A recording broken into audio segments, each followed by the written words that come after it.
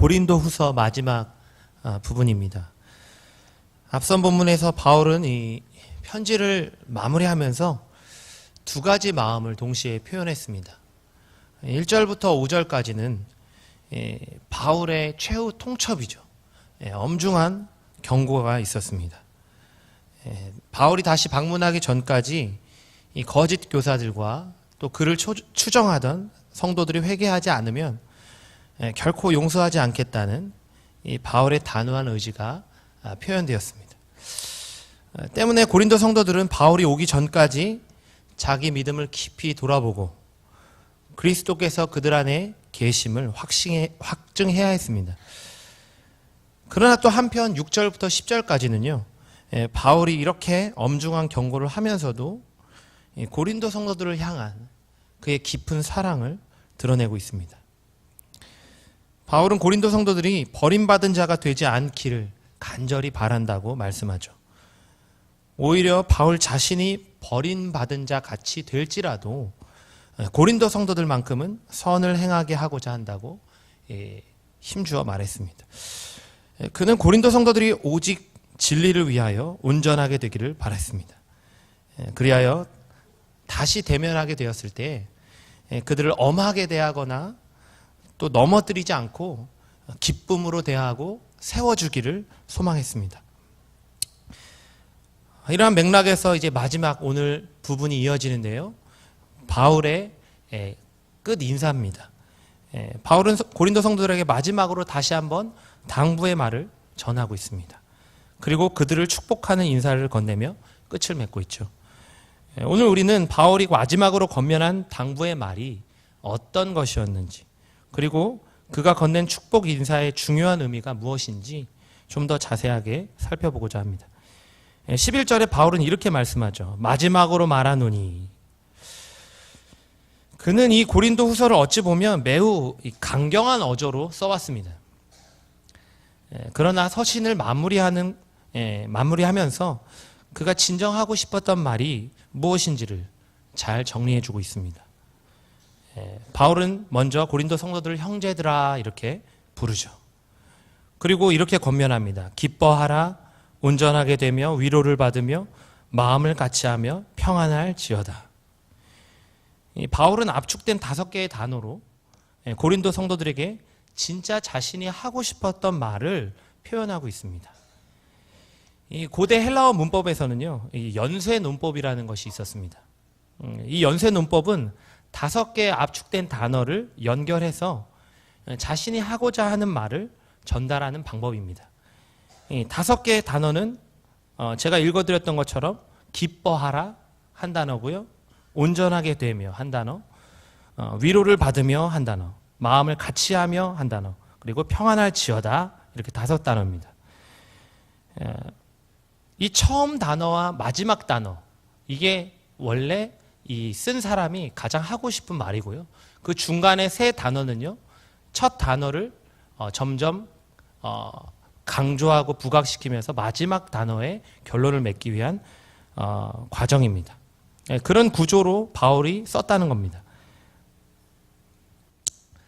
기뻐하라, 평안할지어다. 이 말을 바울은 고린도 성도들에게 가장 하고 싶었습니다. 근데 그렇게 할 수 있는 그 원인, 그리고 또 그렇게 평안할 수 있는 방법을요, 3가지로 말한 거죠. 온전하게 되며 위로를 받으며 마음을 같이 함, 이렇게 3가지입니다. 그리고 온전하게 된다라는 의미는요, 헬라어 원어적으로는 같은 속도로 발맞추어 가는 것을 의미합니다. 즉 발걸음을 맞춰 걸어가는 모습을 지칭해서 철저히 맞추다, 완전히 결합하다라는 의미를 지닌 단어가 되는 것인데요. 그러므로 바울이 온전하게 되라라고 말한 것은요, 개개인의 신앙 성숙을 이뤄가라, 그런 의미가 아닙니다. 성도가 하나 되어야 된다, 공동체가 하나 되어야 한다, 그런 차원에서 온전하게 되라는 의미입니다. 또 위로를 받으며라고 번역된 단어도 마찬가지인데요. 이 단어는 원어적으로는 생기를 돋우다, 또 혹은 용기를 주다, 이런 의미를 담고 있습니다. 곧 교회 공동체 구성원들 간에 서로 열심히 권면하고 또 격려하고 위로하라는 뜻이죠. 끝으로 마음을 같이 하며라고 번역된 단어는 그 말 그대로 감정이나 성향을 하나로 모은다는 뜻을 가지고 있습니다. 이처럼 바울은 교회의 일치와 연합과 관련된 단어를 3개를 나열하고 있죠. 그는 이것을 통해 고린도 성도들이 진정한 기쁨과 평안을 얻을 수 있다고 강조하고 있습니다. 그리고 그 겉면 뒤에는 그러한 성도들의 모습 속에 사랑과 평강에 하나님이 함께 하실 것이라고 덧붙이고 있습니다. 바울은 고린도 성도들이 바른 복음과 신앙 안에서 하나 되기를 간절히 원했습니다. 한 마음으로 서로를 위로하고 격려하며 발맞추어 나가기를 소망했죠. 바울은 고린도 교회가 이러한 공동체가 될 때에 그 안에 하나님이 주시는 진정한 기쁨과 평안이 임할 것임을 말씀합니다. 오늘날 한국 교회도 마찬가지입니다. 진정한 성도들의 기쁨과 평안은 교회의 일치와 하나됨에서 나옵니다. 한 교회 성도들이 마음을 같이 한다는 것이 얼마나 기쁘고 복된 일인지요. 서로를 향해 생기를 돋우는 말, 용기를 주는 말이 필요합니다. 서로를 격려하고 위로하며 누가 너무 앞장서서 가는 것도 아니고 또 누군가가 너무 뒤처지지도 않도록 교회 공동체는 함께 발맞추어 걸어가는 공동체가 되어야 하죠. 그러나 오늘날 교회 안에는 여전히 참 부족한 모습들, 연약한 모습들이 존재하죠. 자신들의 목소리를 높이는 사람이 있는가 반면 또 친한 사람들끼리만 결속하는 성도들도 있습니다. 이러한 모습은 세상의 모임과 별로 다를 바 없는 교회의 부끄러운 모습이죠. 저는 얼마 전에 2주 동안 미국을 방문하고 왔는데요. 그곳에서 여러 목사님 가정들을 만났고 그분들과 깊이 있는 대화를 나눌 수 있었습니다. 그분들의 삶이 녹아있는 뼈있는 충고를 들을 수 있었던 것은 방문 기간 내내 가장 유익한 시간들이었습니다. 대부분 한국 목회자들은 미국에서도 한인교회에서 주로 사역을 하는데요. 그 한인교회 사역이 그 어떤 사역지보다도 참 힘들고 어렵다는 이야기를 들었습니다. 그 이유는 한인교회 교인들 중에서는 유독 교회에서 목소리를 높이고 교회를 좌지우지하려는 분들이 많이 있기 때문이었습니다. 목사님과 뜻이 맞지 않으면 교회를 나가고 또 다른 성도와 뜻이 맞지 않으면 싸워서 다른 교회를 세우고 분열된 교회가 또 분열되고 분열되는 시기입니다. 이처럼 미국 내에 있는 한인교회 중에는 안타깝게도 이 분열과 다툼으로 얼룩진 교회들이 많이 있었습니다.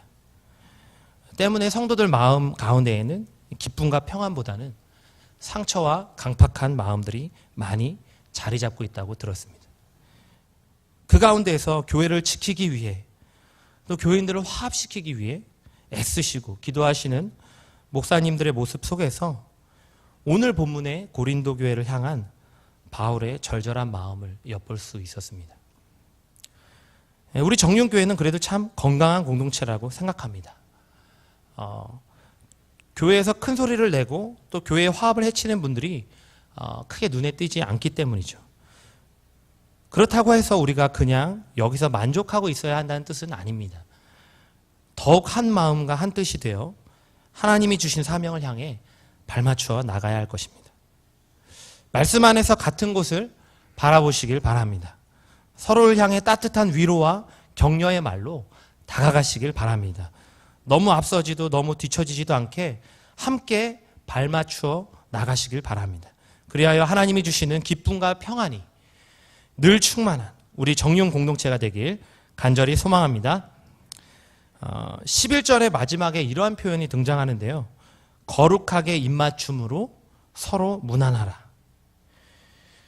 한글 성경에는 이 부분이 11절 마지막에 붙어 있는데요. 원래 헬라어 성경에는 12절 서두에 나오고 있습니다. 그러니까 12절이 거룩하게 입맞춤으로 서로 무난하라 모든 성도가 너희에게 무난하느니라가 되는 것이죠. 바울은 거룩한 입맞춤에 대해서 다른 서신들에서도 여러 번 말씀한 바 있습니다. 로마서 16장 16절에 너희가 거룩하게 입맞춤으로 서로 무난하라. 그리스도의 모든 교회가 다 너에게 무난하느니라. 또 고린도전서 16장 20절 모든 형제도 너희에게 무난하니 너희는 거룩하게 입맞춤으로 서로 무난하라. 또 데살로니가 5장 26절에 거룩하게 입맞춤으로 모든 형제에게 무난하라. 이처럼 거룩한 입맞춤으로 무난하는 것을 바울은 매우 중요하게 여겼음을 알 수 있습니다. 고대 헬라 사회에서 뺨이나 어깨에 입을 맞추는 것은 그 당시의 일반적인 인사법이자 우정의 표시였습니다. 그러나 특별히 초대교회 안에서는 이 성찬을 행하기 전에 성도 간에 서로를 용서하고 화목을 비는 제의로서 그런 의식이죠. 입맞추기도 했습니다. 이와 같은 성도 간의 진정한 용서와 사랑의 마음을 담은 입맞춤, 이것을 바울은 거룩한 입맞춤이라고 표현했습니다. 그리고 그 진심을 담은 문안 인사로 고린도 성도들이 서로에게 다가가길 권면하고 있는 것입니다. 결국 거룩한 입맞춤으로 문안하라는 것은 고린도 성도들이 하나 되는 일에 더욱 적극적으로 참여할 것을 독려하는 표현이죠. 여기에 바울은 모든 성도가 너희에게 문안하고 있다는 말을 덧붙입니다. 현재 바울과 함께하고 있는 일행들, 또 바울이 개척한 교회 성도들, 더 나아가서는 온 교회가 고린도 성도들을 위해 기도하고 격려하고 있죠. 바울은 바로 이것을 모든 성도가 너희에게 문안하고 있느니라라는 짧은 표현을 통해서 고린도 성도들에게 인식시켜주고 있습니다. 거룩한 입맞춤은 오늘날에는 진심이 담긴 악수나 포옹 혹은 이렇게 어깨를 두드리는 것 등이 될 수 있습니다. 인간관계에 있어서 스킨십은 매우 중요한 역할을 하죠. 때로는 100마디 말보다 뜨거운 포옹 한 번이 진심을 더 잘 전달하기도 합니다. 한국 사회는 그런데 스킨십에 대해서는 조금 수동적이죠. 마음이 있어도 잘 표현하지 못하고 스킨십도 이렇게 적극적으로 다가가지 못하는 편이 사실입니다. 그러나 교회 안에서 성도들은 될 수 있으면 더욱 서로를 격려하며 아낌없이 다가가 손을 잡고 안아주며 때로는 어깨를 두드려줄 수 있어야 합니다. 때로는 성도가 성도를 용서할 때, 또 때로는 서로를 향한 깊은 마음을 확인했을 때 그 마음을 함께 몸으로 표현하는 것이 중요하죠. 한편 바울이 말하고 있는 문안, 성도와 성도 간의 문안이죠. 이것은 지속적인 만남을 의미하는데요. 이것이 이루어져야 합니다. 오늘날 이 시대가 점차 이 온라인 커뮤니티로 변해가고 있는데요. 인터넷상에서 채팅으로 만나고 또 가상 공간에서 얼굴을 대면하지 않고 연락을 주고받습니다. 그에 따라 점차 오프라인으로 직접 얼굴을 대면하고 대화하는 시간들이 줄어들고 있습니다. 사람과 사람 간의 만남보다 기계를 통한 혹은 가상 공간을 통한 만남이 더욱 자주 이루어지고 있습니다. 그러나 이럴 때일수록 우리 성도들은 그리스도 안에서 문안하는 일을 멈추지 말아야 합니다. 얼굴을 맞대고 대화할 때 그 사람의 진짜 마음을 확인할 수 있죠. 또 눈과 눈이 마주치고 목소리를 귀로 직접 들을 때 우리는 서로를 향한 깊은 신뢰를 지속해 갈 수 있습니다. 거룩한 입맞춤으로 문안하시길 바랍니다. 진심 어린 마음으로 악수를 청하고 때로는 힘든 지체들을 안아주시길 바랍니다. 또한 용서해야 할 누군가가 있다면 먼저 찾아가서 만나시길 바랍니다. 주 안에서 함께 만나 교제하고 사귐이 어찌 그리 아름다운지요. 하늘에 계신 하나님께서도 우리의 이러한 만남을 기뻐하시고 귀히 여기실 줄 믿습니다. 한 주간도 이 거룩한 입맞춤으로 문안하면서 주 안에서 더욱 서로를 사랑하며 하나 되어가는 정령 공동체 되길 간절히 소망합니다. 끝으로 13절에서는 바울이 고린도 성도들을 위해 축복의 인사를 건네고 있습니다. 이 구절은 오늘날에도 목사님들이 예배 마지막에 축도할 때 사용하는 문구의 원조라고 볼 수 있습니다. 바울은 성자 예수님의 은혜와 성부 하나님의 사랑, 그리고 성령 하나님의 교통하심이 고린도 성도들 모두에게 함께 있기를 기원하고 있습니다.